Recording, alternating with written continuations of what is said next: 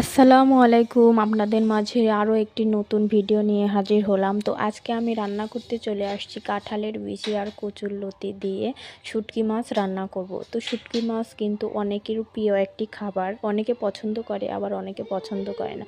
আমি যাই রান্না করি না কেন আপনাদের মাঝে একটু তুলে ধরার চেষ্টা করি, ব্যাস এইটুকু। আমার রান্নাগুলো যদি আপনাদের ভালো লাগে অবশ্যই শেয়ার করবেন এবং পাশে থাকবেন। তো আজকে আমি রান্না করতে চলে আসছি। দেখুন আমার শুটকি মাছ রান্না করতে যা যা দরকার, কাঁঠালের বিচিগুলো আমি সুন্দরভাবে একদম কুচি করে কেটে নিয়েছি, কচুরলতিগুলো কেটে নিয়েছি, শুটকি মাছগুলো সুন্দর করে ধুয়ে রাখছি। তো দেখেন শুটকি মাছ অনেকেই আছে ভেজে রান্না করে, আবার কেউ কেউ আছে ভাজেন না। তো আমি দেখুন শুটকি মাছগুলো গরম পানি দিয়ে ধুয়ে সুন্দরভাবে ভেজে নেই যাতে শুটকি মাছগুলো শক্ত শক্ত থাকে। তো এগুলো রান্না করে এরকমভাবে রান্না করলে কিন্তু অনেক খাইতে ভাল লাগে।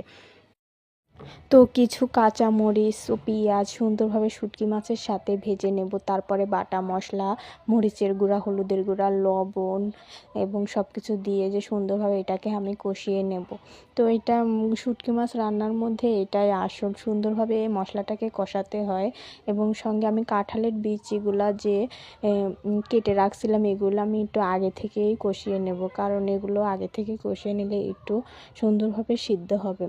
আর কচুরলতিটা একটু পরে দেবো, কিন্তু শেষে কিন্তু আমি এটাতে ভেন্ডি অ্যাড করেছিলাম, যাতে ভেন্ডি অ্যাড করলে কিন্তু শুটকি মাছটা আরও বেশি টেস্টি হয়।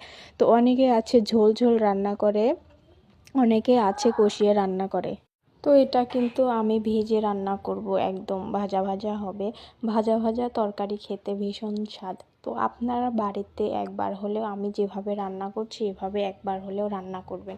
তো দেখুন তরকারিটা কত সুন্দর দেখতে, একদম কষানো রান্না, মনে করেন কোনো প্রকারের ঝোল নেই। এরকম রান্না খেতে সবারই ভালো লাগে। আল্লাহ হাফেজ।